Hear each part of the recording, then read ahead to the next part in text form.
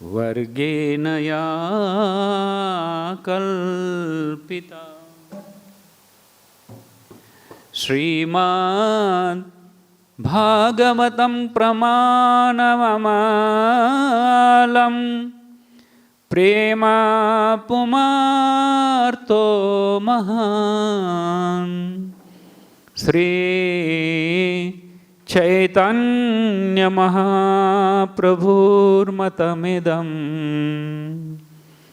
तत्रादरो न परः तत्रादरो न परः। जय राधा माधव कुंज बिहारी गोपी जन वल्लभ गिरिवरधारी।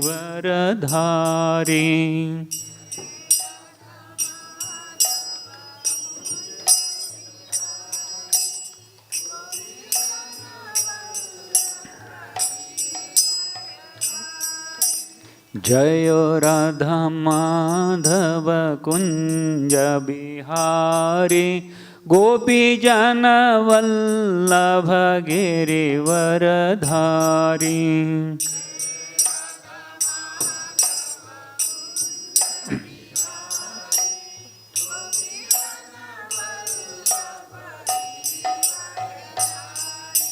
यशोदानंदन ब्रज जन रंजन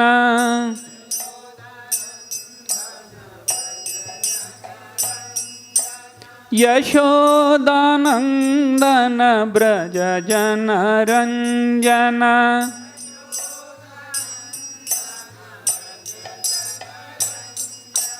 यमुना तीरवनचारी।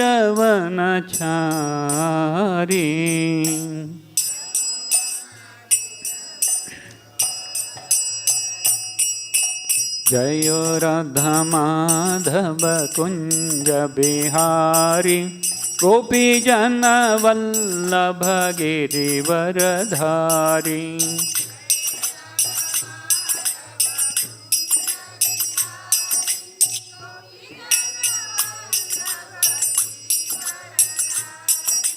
जय जय राधा रमन हरि बोल। जय जय राधा रमन हरि बोल।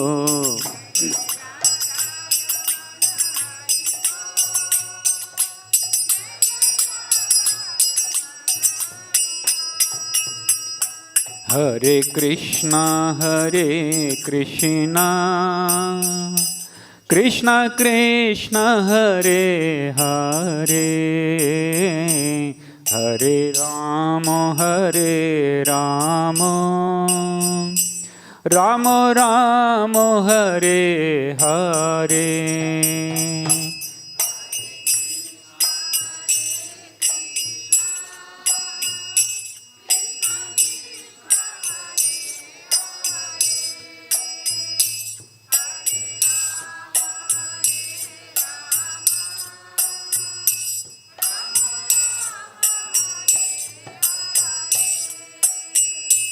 हरे कृष्ण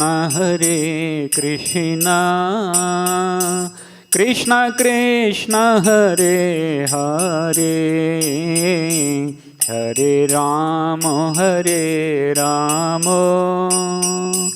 राम राम हरे हरे।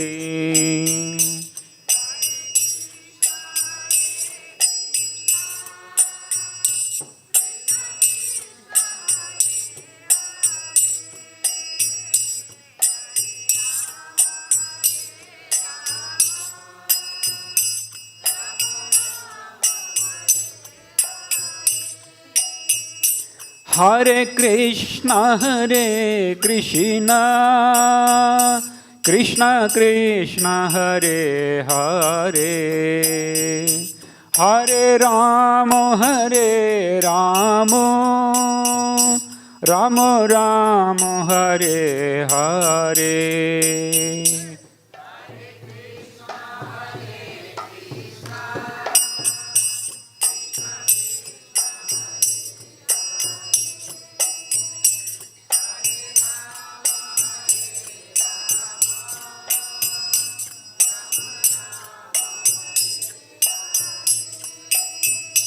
हरे कृष्ण कृष्ण कृष्ण हरे हरे, हरे राम राम राम हरे हरे।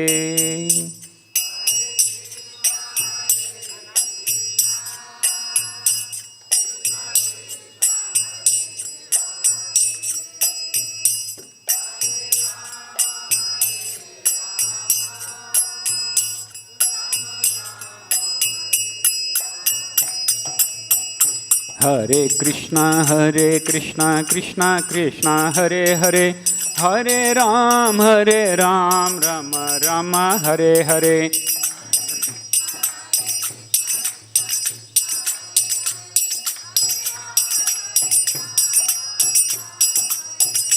हरे कृष्णा कृष्णा कृष्णा हरे हरे, हरे राम राम राम हरे हरे।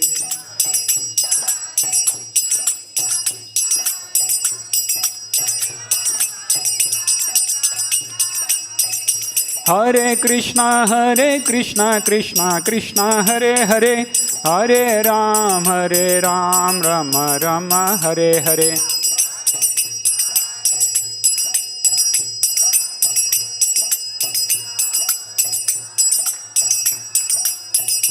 हरे कृष्णा कृष्णा कृष्णा हरे हरे, हरे राम राम राम हरे हरे।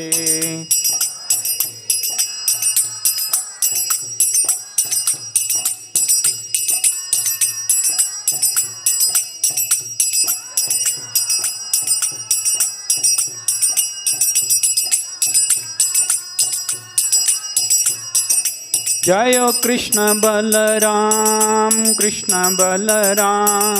कृष्ण बलराम जय वृंदावन धाम।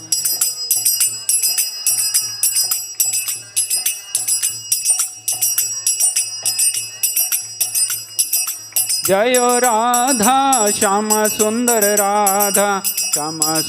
राधे।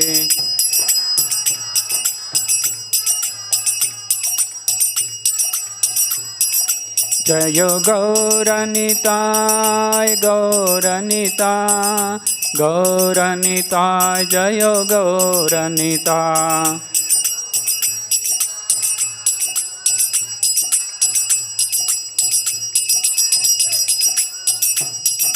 जय जय प्रभुपाद।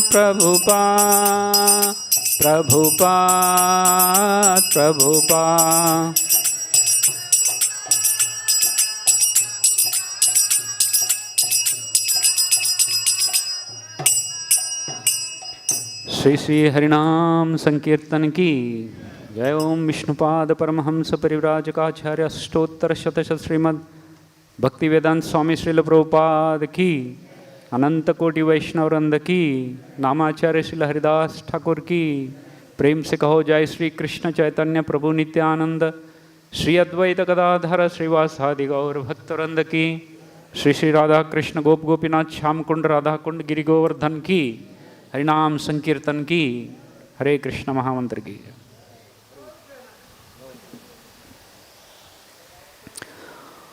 ओम नमो भगवते वासुदेवाय।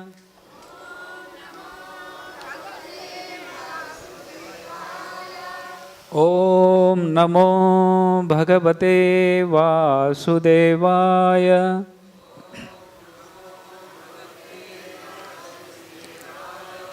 ओम नमो भगवते वासुदेवाय।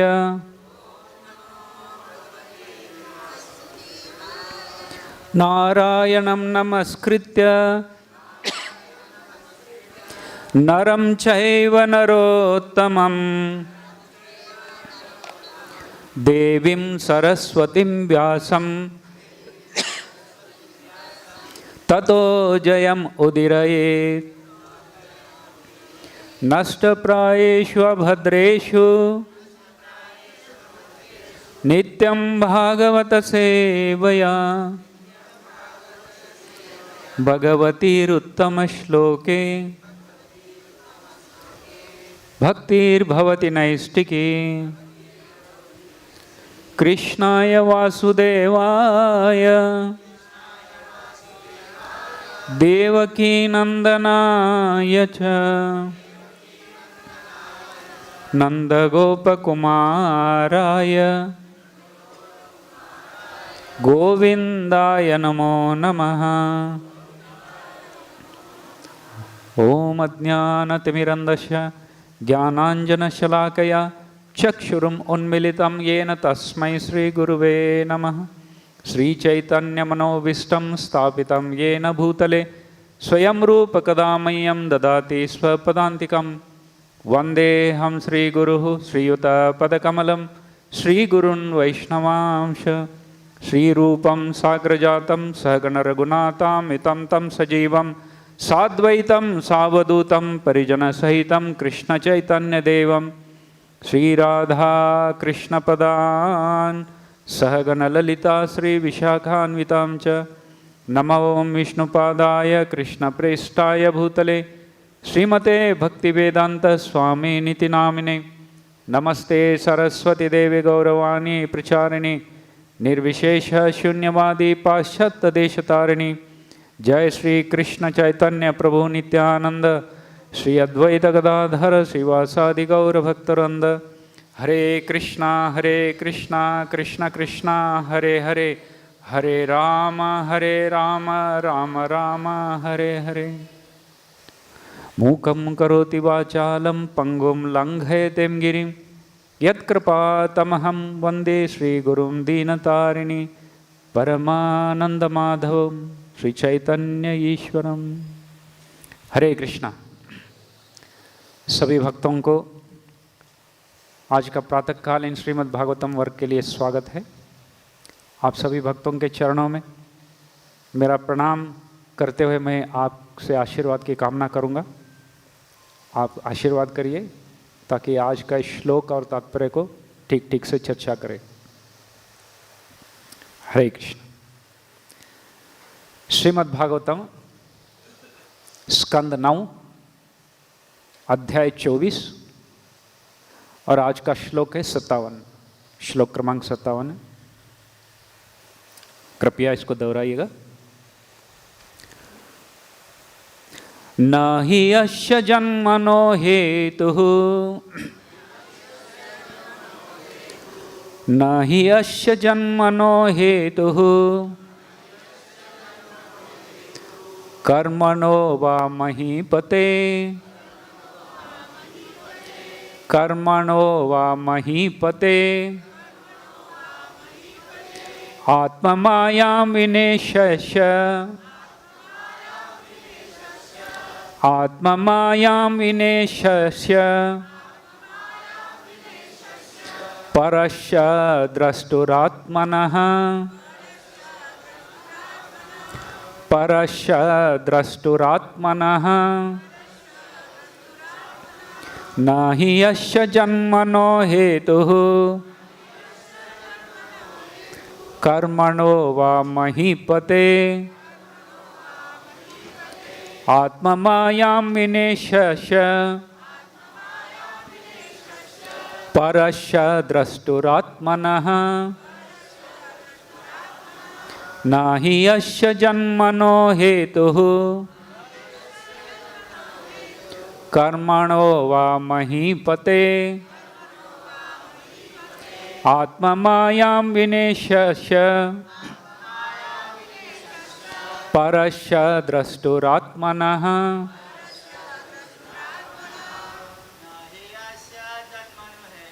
न हि यस्य जन्मनो हेतुः कर्मणो वा महीपते आत्ममायां विनेशस्य परस्य द्रष्टुरात्मनः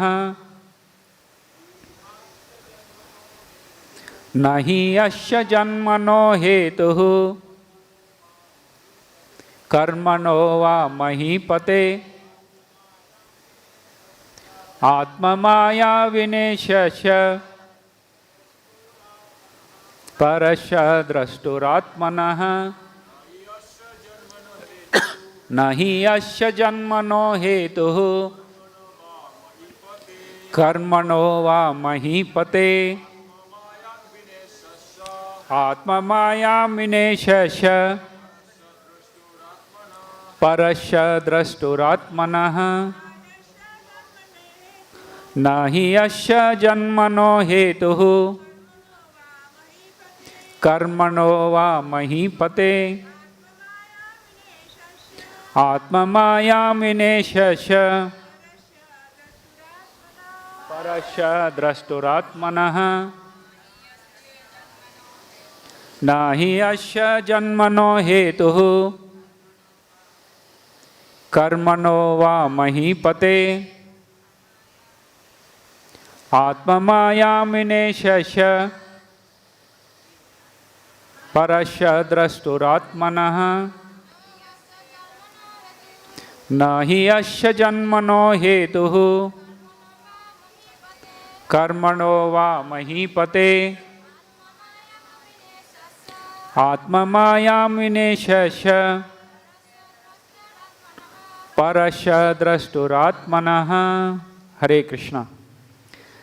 इस श्लोक का शब्दों का अर्थ इस प्रकार है, न, नहीं, ही, निस्संदेह, अश्य, उनका, भगवान का, जन्मनः, जन्म लेना, हेतुः, कोई कारण है, कर्मणः, या कर्म करने का, वा, अथवा, महीपते, हे राजा परीक्षित, आत्म मायाम, पतितात्माओं के लिए उनका परम अनुग्रह, बिना, बिना, रहित, ईशस्य, परम नियंता का, परस्य, भगवान का, जो भौतिक संसार से परे है, द्रष्टुः, परमात्मा का, जो हरेक के कर्मों के साक्षी है, आत्मनः, हरेक के परमात्मा का। इस श्लोक और तात्पर्य इस प्रकार है, श्रील प्रभुपाद जी का विनीत भक्तों द्वारा। श्रील प्रभुपाद की, हे महाराज परीक्षित, भगवान के प्राकट्य, तिरोधान या कर्मों का एकमात्र कारण उनकी निजी इच्छा है, कोई अन्य कारण नहीं है। परमात्मा रूप में वे सर्वज्ञ है, फलस्वरूप ऐसा कोई कारण नहीं जो उन्हें प्रभावित करता हो, यहाँ तक कि सकाम कर्मों के फल भी उनको प्रभावित नहीं करता। तात्पर्य, इस श्लोक में भगवान तथा एक सामान्य जीव का अंतर बताया गया है। सामान्य जीव को अपने विगत कर्मों के अनुसार विशेष प्रकार का शरीर प्राप्त होता है। कर्मणा दैवनेत्रेण जंतुर्देहोपपत्तये, जीव कभी भी स्वतंत्र नहीं होता और स्वतंत्र रूप से कभी भी प्रकट नहीं हो सकता।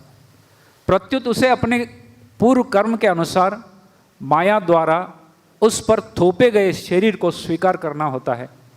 जैसा कि भगवत गीता 18.61 में बताया गया है, यंत्र रूढ़ानी माया,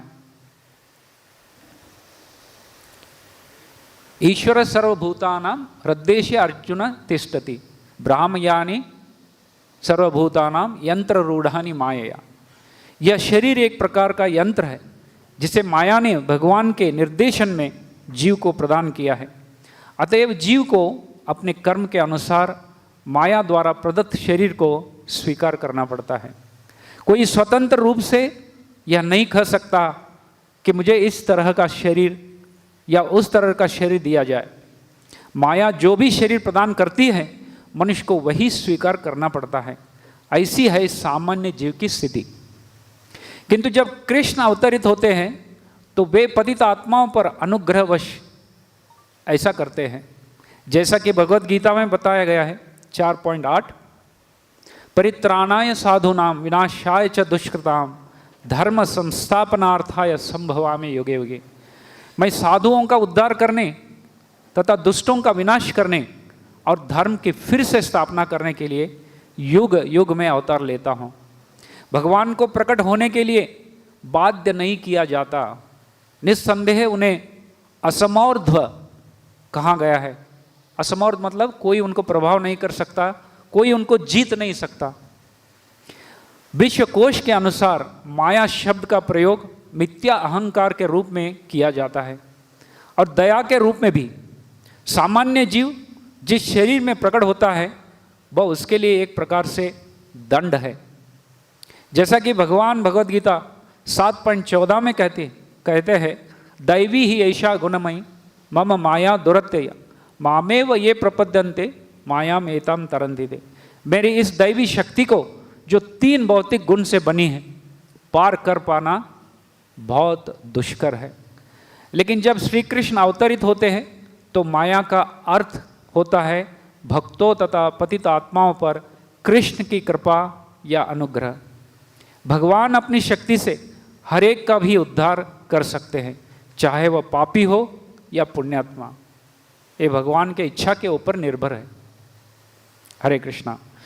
बहुत सुंदर ये श्रील प्रभुपाद जी जो कृष्णा बुक पुस्तक में जो लिखा है, कृष्णा बुक में, और उनके विनीत भक्तों ने बहुत सुंदर इस श्लोक का तात्पर्य लिखी। इस श्लोक में इसके पिछले का श्लोक कल परम पूज्य महाराज जी ने बहुत सुंदर बताए थे। यदा यदा ही धर्मस्य ग्लानिर्भवति। तो जब जब अधर्म का पुनरुत्थान होता है, धर्म का लानी होता है, तब तब मैं स्वयं आता हूँ, ये भगवान ने कहे। और इस श्लोक में, आगे के श्लोक में, भगवान को अवतार होने के लिए कोई कारण नहीं है, वो स्व इच्छा से आते हैं। तो इस तात्पर्य और श्लोक का अगर हम सारांश देखते हैं तो 4 पॉइंट इसमें बताए हैं। 4 विशेष मुद्दे इसमें बताए हैं। पहला है भगवान और जीव का प्राकट्य का कारण। जीव को जो शरीर मिलता है अपने इच्छा से नहीं मिलता है, माया द्वारा जो उसको शरीर प्रदत्त किया जाता है उसको उसी तरह व्यवहार करना पड़ता है। अगर पिछले जन्म में कोई कुत्ता था और इस जन्म में मनुष्य मिला है तो इसको मनुष्य जैसा ही बर्ताव करना पड़ेगा। या कुत्ता को पिछले जन्म मनुष्य था, इस समय कुत्ते के जैसा शरीर मिला है तो उसको कुत्ते जैसा ही व्यवहार करना पड़ता है। तो ये माया से दंडित किया जाता है। लेकिन भगवान का शरीर चिन्मय है, सच्चित आनंदमय शरीर है। वो हमारे जैसे भगवान का शरीर नहीं है। भगवान विभु है, जीव अंश है। जीव को कोई स्वतंत्रता नहीं, अंशिक स्वतंत्र है भगवान ने दिया जो, लेकिन भगवान पूर्ण स्वतंत्र है। इस प्रकार भगवान और जीव का अंतर है। दूसरा पॉइंट यह है भौतिक जगत में माया का कार्य और माया का रूप। तीसरा मुद्दा यह है पतित आत्माओं के ऊपर कृष्ण की कृपा अथवा अनुग्रह। किस प्रकार भगवान स्वयं अवतरित होकर पतिताओं के ऊपर, पतित आत्माओं के ऊपर किस प्रकार कृपा करते हैं। और भौतिक 3 गुणों का लक्षण। ये 4 मुद्दे इसमें। भगवान और जीव का प्राकट्य का कारण। श्रीमद् भागवतम प्रथम स्कंद में शुरू होता है नैमिषारण्य में मुनियों का जिज्ञासा। नैमिषारण्य में सूत गोस्वामी को मुनिगण 6 प्रश्न पूछते हैं। पहला प्रश्न है समस्त मानव कल्याण के लिए एकांतिक श्रेय क्या है। और दूसरा प्रश्न है सारे शास्त्रों का सार क्या है। और ये तीसरा प्रश्न है देवकी और वसुदेव और देवकी के पुत्र रूप में भगवान जो प्रकट हुए उस प्राकट्य का कारण क्या है। तो ये श्रीमद् भागवतम में प्रथम स्कंद प्रथम अध्याय में 12वें श्लोक में सूत जानासि भद्रम ते भगवान सात्वतां पति देवक्यां वसुदेवस्य जातो यश चिकीर्षया। ये प्रश्न पूछे हैं, हे सूत गोस्वामी आपका कल्याण हो।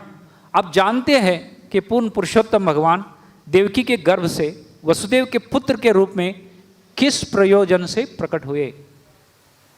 सूत गोस्वामी इस सारे प्रश्नों को जब उत्तर देते जा रहे हैं, इसी से खुलकर पूरा 12 स्कंद बन गए और धीरे धीरे एक एक प्रश्न को समाधान करते जा रहे हैं। अभी 9वें स्कंद में जो 10वें स्कंद शुरू होने वाला है, उसके भगवान के जन्म के बारे में उस प्रश्न को धीरे धीरे वो क्रमेण उत्तर दे रहे। बोले भगवान जब जन्म लेते हैं, अवतार लेते हैं, उसको कोई बाध्य नहीं कर सकते, अपने इच्छा से भगवान जन्म लेते हैं। इस प्रकार इस प्रश्न को उत्तर दिया है। मुकुंद माला स्तोत्र में बहुत सुंदर ये श्लोकों से भगवान का कीर्ति का गुणगान किया है। भगवान का जन्म क्यों होता है। जयति जयति देवो देवकी नंदनोऽसौ जयति जयति कृष्ण वृष्णिवंश प्रदीपः जयति जयति मेघ श्यामला कोमलांगो जयति जयति पृथ्वी भारनाशो मुकुंदः जयति जयति पृथ्वी भारनाशो मुकुंदः। उन पूर्ण पुरुषोत्तम भगवान की जय हो जो देवकी पुत्र कहलाते हैं। उन पूर्ण पुरुषोत्तम भगवान की जय हो जो वृष्णि वंश की दीपक है। उन पूर्ण पुरुषोत्तम भगवान की जय हो जिनके शरीर की कांति नए बादल की तरह है और जिनका शरीर कमल के फूल के समान कोमल है। उन पूर्ण पुरुषोत्तम भगवान की जय हो जो संसार का असुरों के भार से उद्धार करने के लिए इस पृथ्वी पर प्रकट हुए हैं और जो हर एक को मुक्ति दे सकते हैं। इस प्रकार भगवान की जन्म का कारण भक्तगण भगवान का ख्याति का गुणगान करते हैं। श्रीमद् भागवतम में, भगवत गीता में बताया है, हालांकि भगवान परमात्मा के रूप में हर जीवात्मा के हृदय में है। इतना तक भी विष्ठा में जो कीड़ा होता है, उस कीड़ा का हृदय में भी भगवान जन्मों जन्मों तक उसका साथ देते परमात्मा के रूप में। तो कभी कभी भक्तों को लगता है इस कलयुग में भगवान क्यों नहीं आए। वो जो भगवान द्वारका में प्रकट हुए थे, द्वारका में आए थे, द्वापर युग में प्रकट हुए थे, वो एक्सटेंड क्यों नहीं किया, ऐसा लगता है। हालांकि भगवान सभी के हृदय में परमात्मा के रूप में है। इसलिए भगवत गीता में बताया है, ईश्वर सर्वभूतानां हृदयेषु अर्जुन तिष्ठति ब्राह्मयान सर्वभूतानि यंत्र रूढ़ानि माया। हे अर्जुन, परमेश्वर प्रत्येक जीव के हृदय में स्थित है और भौतिक शक्ति से निर्मित यंत्र में सवार की भांति बैठे समस्त जीवों को अपनी माया से घुमा रहे हैं। मान लीजिए एक ड्राइवर है और अनेक प्रकार की गाड़ियां हैं। जब टाटा का नैनो गाड़ी है 4 व्हीलर, उसमें बैठ के ड्राइवर जब चलाता है, उसका स्पीड लिमिटेड है ना, ज़्यादा तेजी से नहीं चलता है। वही ड्राइवर अगर टाटा का एक रेस कार में बैठा, एकदम तेजी से चलता है। और वही ड्राइवर अगर विमान में बैठा तो ऊपर से उड़ता है। तो व्यक्ति वही है, लेकिन अलग अलग शरीर, अलग अलग बाह्य जो यंत्र है, वो यंत्र का जैसा स्पीड है वैसा वो चलता है। इसी प्रकार जीवात्मा एक ही है, लेकिन अलग अलग शरीर बदलने में अलग अलग शरीर के जैसे कार्य करना पड़ता है, जैसा इस श्लोक में बताया गया है। तो भगवान को नमो ब्राह्मण्य देवाय गो ब्राह्मण्य हिताय च जगद हिताय कृष्णाय गोविंदाय नमो नमः। जगत को हित करने के लिए भगवान आते हैं, समस्त चर अचर प्राणियों को उद्धार करने के लिए भगवान अवतरित लेते। मैं उन भगवान कृष्ण को सादर नमस्कार करता हूं जो समस्त ब्राह्मणों के आराध्य देव हैं, जो गायों तथा ब्राह्मणों के शुभ चिंतक हैं तथा जो सदैव सारे जगत को लाभ पहुंचाते हैं। मैं कृष्ण तथा गोविंद के नाम से विख्यात भगवान को बारंबार नमस्कार करता हूं।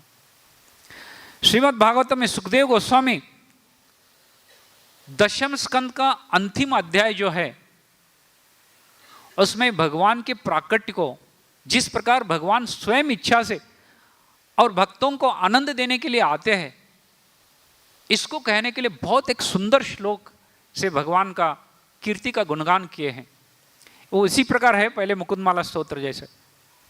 जयति जननी वासो देवकी जन्मवादो यदुवर परिषत् स्वैर दुर्भिरशन्न धर्मं स्थिरचर व्रजिनघ्न सुस्मिता श्रीमुखेन व्रजपुरवनितानां वर्धयन् कामदेवम्। आप सब लोग गा सकते हैं इसको, बहुत सुंदर श्लोक।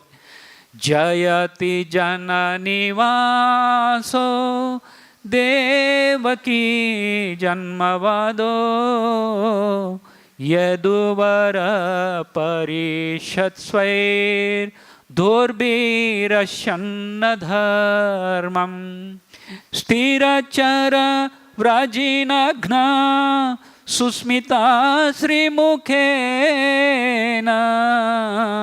व्रजपुरवनितानां वर्धयन् कामदेवम्। इस श्लोक को श्री चैतन्य चरितामृत में भी कृष्णराज कविराज गोस्वामी बहुत इसको सुंदर तरीके से इसका वर्णन किए हैं। भगवान श्री कृष्ण जन निवास है, सारे जनों के हृदय में रहने वाले हैं, समस्त जीवों के परम आश्रय है और वे देवकी नंदन या यशोदा नंदन भी कहलाते हैं। वे यदुवंश के मार्गदर्शक हैं और वे अपनी बलशाली भुजाओं से समस्त अशुभ वस्तुओं का तथा अपवित्र मनुष्यों का वध करते हैं। अपनी उपस्थिति से वे उन समस्त वस्तुओं का विनाश करते हैं जो चर तथा अचर जीवों के लिए अशुभ वस्तुओं का विनाश करते हैं। उनका हंसमुख आनंददायक मुख वृंदावन की गोपियों की काम इच्छाओं को बढ़ाने वाला है। वे विजयी और सुखी हो। भगवान को आशीर्वाद दे रहे, जो भगवान इस समस्त कार्यों के लिए अवतरित होते हैं वो विजयी हो और सुखी रहे। सुखदेव गोस्वामी ने भगवान को आशीर्वाद दिए। तो भगवान यदुवर परिषद, यदुवर समस्त पार्षदों के सभा में बैठकर अपने बलिष्ठ भुजाओं से उनको रक्षणा करते हैं। समस्त जीवों को जब वो अवतरित लेते हैं, अवतरित होकर आते हैं, समस्त जीवों को अपने भुजाओं से रक्षणा देते, संरक्षणा देते। स्थिर चर और चलने वाला और नहीं चलने वाला, पेड़ पौधे और सारे जीवों को कल्याण के लिए भगवान आते हैं और खास कर व्रज के वनिताओं को आनंद देने के लिए, सुख प्रदान करने के लिए, द्वारका के महिषियों को अपने मंदस्मित हंसी से उनका काम का वर्धन करने के लिए भगवान आते हैं। इस प्रकार भगवान का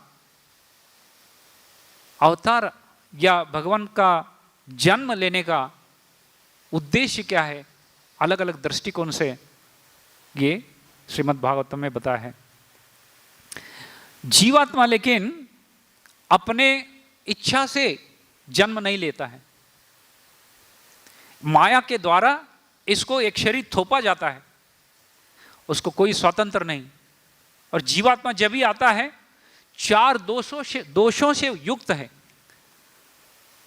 हर एक जीवा इस भौतिक जगत में जन्म लेने वाला हमेशा भ्रम में रहता है, प्रमाद, गलतियां करता है, विप्रलिप्सा, दूसरों को धोखा देता है, धोखा देने का प्रवृत्ति है, भ्रम में रहने का प्रवृत्ति है, गलतियां करने का प्रवृत्ति होता है। और करण पटवा अपूर्ण इंद्रिय है। हम इस अपूर्ण इंद्रियों से भगवान को देख नहीं पाते हैं। जो भी इस भौतिक जगत में पैदा होता है वो हमेशा ऐसा ही मोहित रहता है, क्योंकि वो 4 दोषों से युक्त है। लेकिन भगवान इस सारे दोषों से परे हैं, इसलिए पुरुषोत्तम कहा जाता है भगवान। असमोर्ध्व, तो भगवान को कोई हरा नहीं सकते, कोई जीत नहीं सकता। जीवात्मा अपना कर्म के द्वारा अलग अलग शरीर मिलता है। किस प्रकार प्रवृत्ति होता है उसी प्रकार का अलग अलग शरीर मिलता है। बहुत सारे जीवा को मांसाहार खाने का इच्छा होता है, तो माया जो है भगवान का शक्ति है। उस जीवा को माया बताती है, बेटा तुमको मांस खाने का है, आ जाओ, अगले शरीर जो है ना मांस खाने का शरीर देती हूं, जिंदगी भर मांस खाओ, जब तुम्हारा इच्छा खत्म होगा तब भगवान के पास आओ। इस प्रकार उसको मांसाहार करने का शरीर दिया जाता है। उसी प्रकार अलग अलग जैसा इच्छा है वैसा शरीर दिया जाता है। कुछ लोगों को बहुत सोने का हैबिट्स होते हैं, तो 24 घंटे में 20 घंटा सोने वाले जो लोग हैं, अगले जन्म में माया बोलती है, बेटा बेटी तुमको बहुत सोने का है ना, अगले जन्म में भालू का शरीर देती हूं, 6 महीने तक सो जाओ। भालू 6 महीने तक सोता है।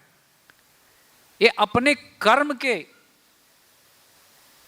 द्वारा इसको अलग शरीर मिलता है। कर्म मतलब अगले जन्म में जो शरीर को बनाने का है उसके लिए करने का कार्य, उसको कर्म बोला जाता है। तो इसी प्रकार कुछ लोगों को अपने शरीर को दूसरों को दिखाकर आनंद लेने का होता है।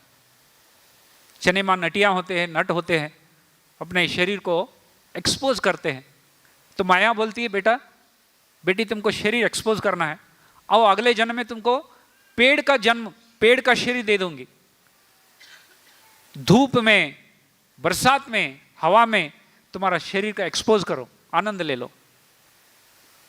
ये भगवान का शक्ति माया है। तो इस प्रकार अलग अलग शरीर अपने कर्मों के हिसाब से मिलता है। श्रीमद् भागवतम में भरत महाराज का कहानी है। महान राजा भरत, जिनके नाम से भारत, ये अपना देश को भारत नाम है, सब कुछ त्याग कर वन में गए थे भगवान की प्राप्ति के लिए, लेकिन एक हरिण के प्रति उनको आसक्ति हुआ। अंतकाल में वो हरिण का स्मरण किया। एक दिन हरिण अपने झोपड़ी छोड़ के बाहर गई थी, उसको चिंता करते करते भरत महाराज उसको ढूंढते ढूंढते गए, और वो हरिण का पिल्लू एक खड्डे में गिर गया था। तो भरत महाराज भी बहुत ही व्याकुल होकर वो भी खड्डे में गिर गया, उस हरिण को आलिंगन करके वो भी मृत्यु पा लिया। यही भरत महाराज, क्योंकि मृत्यु के समय उन्होंने उस हरिण का स्मरण किया, इसलिए अगले जन्म में हरिण बनकर आया। इसलिए भगवत गीता में बताते हैं, भगवान बताए, अंत काले च मामेव स्मरण मुक्त्वा कलेवरम यम यम वापि स्मरण भावम त्यजत्ये अंते कलेवरम तम तम एवा इति कौन्तेय सदा तद्भाव भावितः। जिस प्रकार अंत में आपका स्मरण होता है वैसा अगले शरीर मिलता है। तो इसलिए वो भगवान इस धरातल के ऊपर आते हैं और आकर अपनी लीलाओं के द्वारा भगवान लोगों का जीवन का कष्ट को मिटाते हैं। उस भगवान को स्मरण करने से जीव शुद्ध हो जाता है, भगवान के बारे में सुनने से जीव पवित्र हो जाता है। तो ऐसा कार्य करने के लिए भगवान स्वयं आते हैं। भगवत गीता में भगवान बताया है, असुरों को संहार करने के लिए मैं आता हूं, लेकिन भगवान अपने धाम में बैठकर केवल अपने इच्छा से ये सारे असुरों को नाश कर सकते थे। तो वास्तव में असुरों को नाश करने के लिए भगवान आते हैं, ये उद्देश्य नहीं है भगवान का। लेकिन भगवान आते हैं भक्तों को आनंद देने के लिए, अपने स्व इच्छा से आते हैं। और इस भौतिक जगत में माया जो है भगवान की ही शक्ति है। भौतिक जगत में माया का कार्य और माया का रूप कैसा है, तो भगवत गीता में बताया है, दैवी ही ऐशा गुणमयी मम माया दुरत्यया मामेव ये प्रपद्यन्ते मायाम एतम तरन्ति ते। माया 3 रूप में, सतोगुण, रजोगुण, तमोगुण, इस रस्सी को लेकर आती है। प्रत्येक जीवा को इस रस्सी से बांधती है, इसलिए कोई जीवा स्वतंत्र नहीं है। तो हर एक जीवात्मा कठपुतली जैसे हैं। आपने देखे होंगे ना कठपुतली, सूक्ष्म एक डोरी होता है, वो डोरी के द्वारा उसको खिलाया जाता है। तो इस प्रकार माया हर एक जीवात्मा को नचाती है। इसलिए भगवान बोलते हैं, दैवी ऐशा गुणमयी मम माया दुरत्यया मामेव ये प्रपद्यन्ते मायाम एताम तरन्ति ते। जो मेरा शरणागति लेती है वही इस माया से पार हो सकती है, अन्यथा इस माया को पार करना बहुत दुस्तर है। तो इस प्रकार जीवात्मा इस माया से बद्ध है, लेकिन माया भगवान की शक्ति है, माया भगवान को बांध नहीं सकती। चैतन्य चरितामृत में कृष्णराज कविराज गोस्वामी बोलते हैं, कृष्ण बुलिया जीव भोग वांछा करे, पाशे ते माया तारे झपटिया दरे। जैसे कृष्ण को भूल जाता है, इस भौतिक जगत में आनंद भोगने का विचार करता है, इच्छा करता है, तो माया उसको बांध लेती है और ऐसा झपट मारती है अनेक जन्मों तक, उसको सता कर अंत में भगवान के चरणों में आने के लिए बाध्य बनाती है। यही माया का पुलिस का काम है। माया मतलब भगवान के पुलिस है। दुष्ट लोगों को मार मार कर उसको सही रास्ते में लगाने का वो माया वैसा पुलिस जैसा काम करती है। तो प्रभुपाद जी को एक बार अमेरिका में एक भक्त ने पूछा, Prabhupada, why Krishna has created so complex world, इतना क्लिष्ट जगत को क्यों बनाया भगवान ने? माया कितना दुस्तर है, कितना तकलीफ करती। तो प्रभुपाद स्माइल करते हुए एक सेंटेंस में उत्तर दिए थे, just to facilitate everyone to surrender to Krishna. बस केवल हर एक जीवा को भगवान के चरणों में शरणागति लेने का बाध्य बनाने में इस पूरा दुनिया को बनाया है। तो इस प्रकार माया का विभिन्न रूप देखिए। जीवात्मा भले अच्छे कुल में भी पैदा हो, लेकिन माया का अनेक स्वरूप है, लेकिन ये 4 प्रमुख स्वरूप है माया का।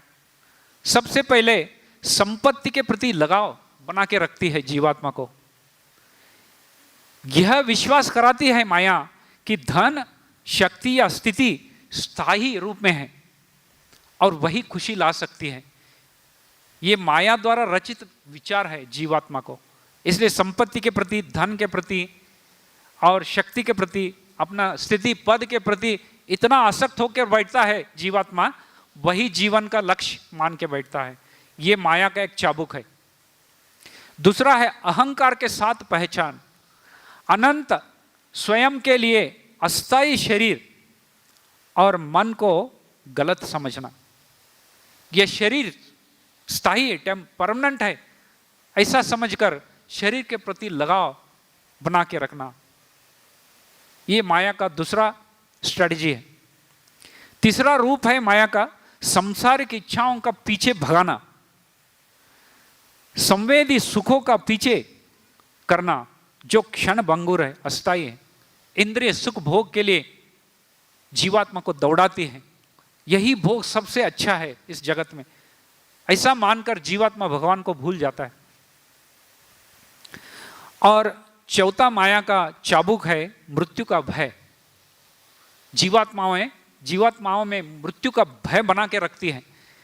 यह भ्रम कि जीवन आत्मा की शाश्वत प्रकृति को समझने के बजाय शरीर की मृत्यु के साथ समाप्त होता है। तो जीवा सोचने लगता है ये शरीर खत्म हुआ तो सब कुछ खत्म हो गया, शरीर ही सब कुछ है। ऐसा समझकर ये माया का चाल है, जीवात्मा को इस तरह माया ने इस चीजों को पीछे भगाती है। लेकिन जैसे ही पुण्यात्मा एक भगवान के भक्तों के संग में आकर उस भगवान के महान गुणों के बारे में पता चलता है, तब शरणागति होता है, उस माया से धीरे धीरे पार हो सकता है। तीसरा मुद्दे ये था पतित आत्माओं के ऊपर कृष्ण की कृपा अथवा अनुग्रह। कितना दयालु है भगवान। एक बार प्रभुपाद जी बोल रहे थे और वही कृष्णानंद प्रभु, श्रीमान कृष्णानंद प्रभु यहां दोहराए थे, the love of Krishna is million times greater than love of a mother. एक माता के जितना प्रेम होता है उससे हजारों पट्टी ज्यादा भगवान का प्रेम जीवात्मा के प्रति है। हजारों लाखों मां बाप जैसे है भगवान, ऐसा जीवा के प्रति प्रेम है। सो पतित आत्माओं को उद्धार करने के लिए भगवान अवतार लेके आते हैं। तो ऐसे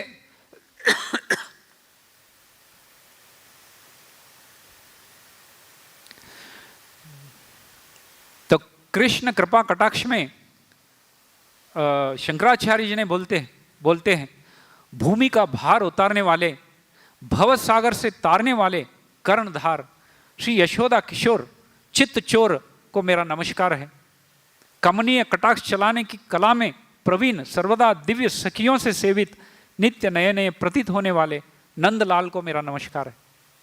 तो भगवान ये सबको उद्धार करने के लिए आते हैं। पूतना जैसे राक्षसी जो बच्चों का मांस खाती थी, भगवान उसको भी उद्धार किया। पूतना का उद्धार एक ऐसे उदाहरण है श्रीमद् भागवतम में, अनेक भक्तों ने इससे इतने प्रभावित हुए हैं। सुखदेव गोस्वामी स्वयं इस पूतना का उद्धार का कथा सुनकर, एक श्लोक सुनकर ब्रह्मवादी से भगवान के भक्त बन गए थे। तो ये बहुत सुंदर श्लोक से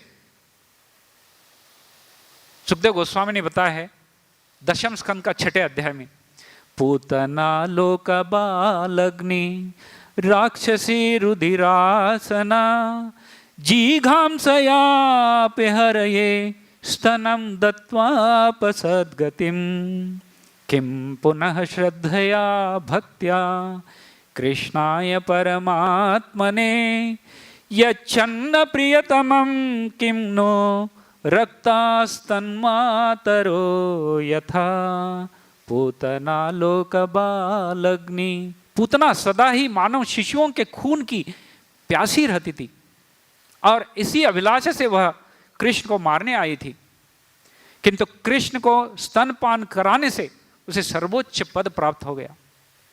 तो भला उनके विषय में क्या कहा जाए जिनमें माताओं के रूप में कृष्ण के लिए सहज भक्ति तथा स्नेह था और जिन्होंने अपना स्तनपान कराया था, कोई अत्यंत प्रिय वस्तु भेंट की थी जैसा कि माताएं करती रहती है। तो ये बहुत प्रेरणादायक श्लोक है श्रीमद् भागवतम का। जो पूतना केवल मां का नाटक वेश डालकर बनी थी, कृष्ण को मारने के लिए आए थे, क्योंकि कृष्ण का मां बनकर आई थी, भगवान ने उसको उद्धार कर दिया। जाओ मेरे धाम में जाओ, रह जाओ। ऐसा कृपालु कौन है? इसलिए सुखदेव गोस्वामी बोलते हैं तो ऐसे राक्षसी को भगवान उद्धार कर सकते हैं, तो हम आप जैसे जो भक्त रोज सुबह उठकर मंगलारती करते हैं, भगवान का प्रेम से नाम हरिनाम करते हैं, भगवान को प्रेम से भोग लगाते हैं, भगवान को नहलाते हैं, पिलाते हैं, खिलाते हैं, ऐसे लोगों का उद्धार क्यों नहीं होगा? ये बहुत प्रेरणादायी श्लोक है भक्तों के लिए। तो इस प्रकार भगवान समस्त जीवों का कल्याण करने के लिए अवतरित लेते हैं। अगला पॉइंट यह है भौतिक 3 गुणों का लक्षण जो इस तात्पर्य में वर्णन किया है। भौतिक गुण त्रिगुणों से बनाए हैं। भगवद गीता में 14.5 सत्वम रजस्तम इति गुणाः प्रकृति संभवाः निबध्नन्ति महाभाव देहे देहिनम अव्ययम। भौतिक प्रकृति 3 गुणों से युक्त है। यह है सतो रजो तमोगुण।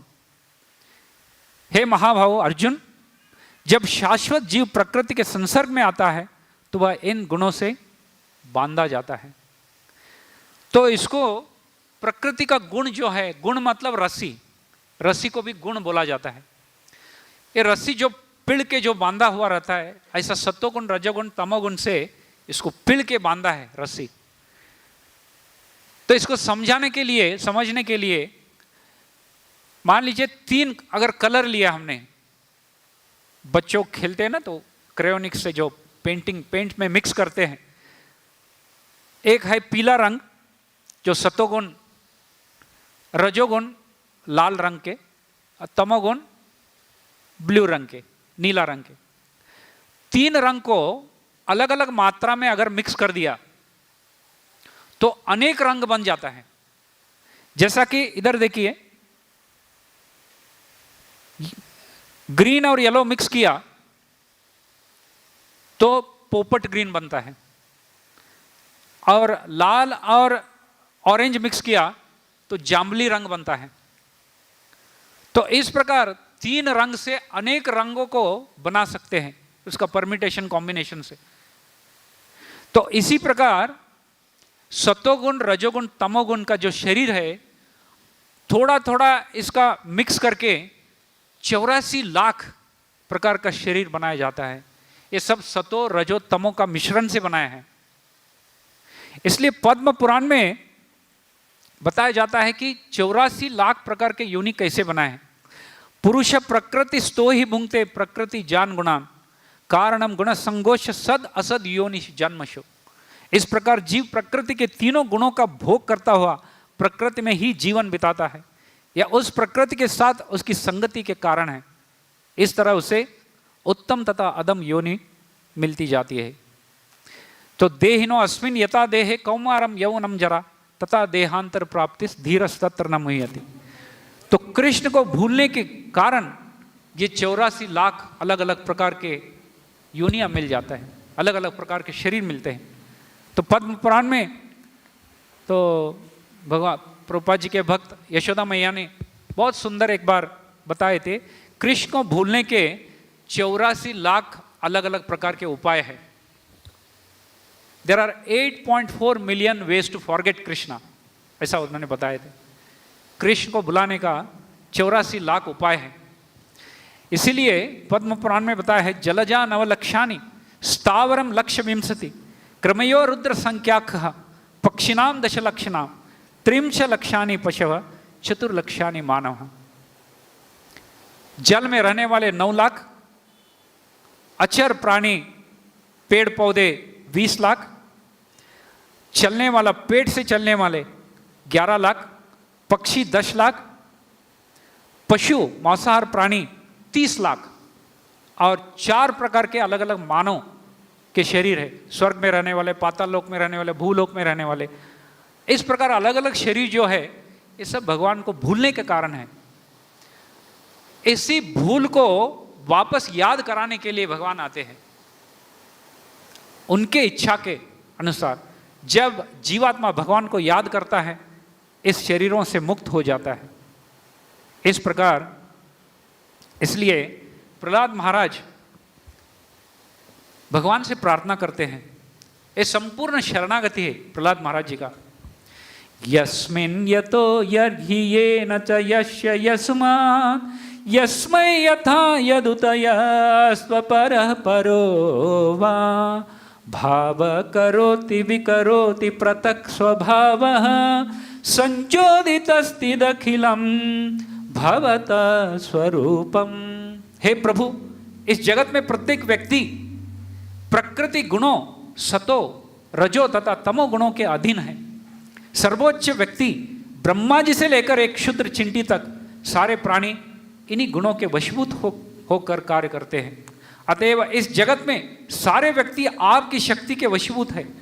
वे जिस कारण से कर्म करते हैं, जिस स्थान में कर्म करते हैं, जिस काल में कर्म करते हैं, जिस पदार्थ के कारण कर्म करते हैं, जिस जीवन लक्ष्य को उन्होंने अंतिम मान रखा है तथा इस लक्ष्य को प्राप्त करने की जो विधि है, ये सभी आपकी शक्ति के अभिव्यक्ति के अतिरिक्त कुछ भी नहीं है। निस्संदेह शक्ति तथा शक्तिमान के अभिन्न होते हैं, शक्ति तथा शक्तिमान अभिन्न होते हैं, वे सब आपकी अभिव्यक्तियां हैं। बहुत सुंदर श्लोक है, संपूर्ण शरणागति है भगवान की। इसलिए प्रहलाद महाराज, जब प्रहलाद महाराज को पूछा गया है, प्रहलाद पूछो, कुछ वरदान पूछो मेरे से, मैं प्रकट हुआ हूं,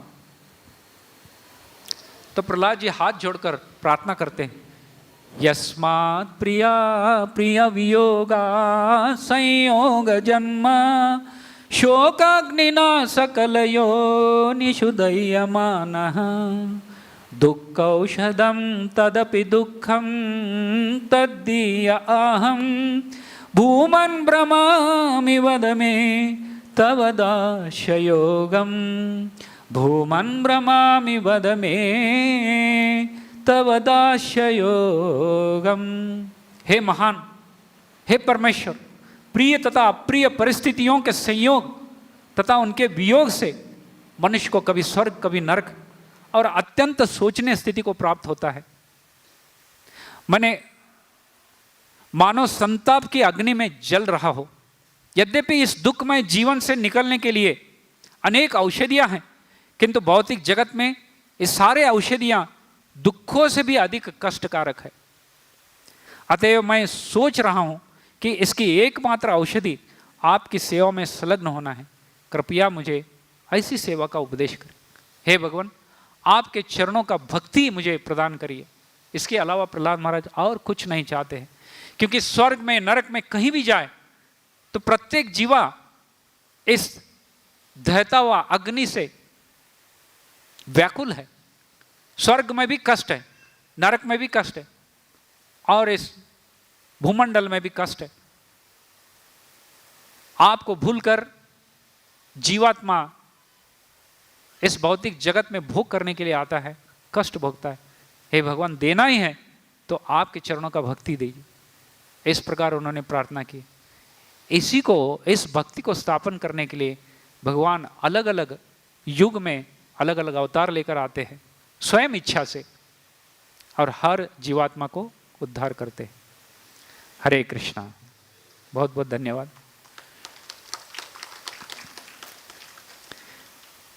समय तो हो चुका है। ग्रंथराज श्रीमद् भागवतम की, श्रील प्रभुपाद की, सब भक्तों की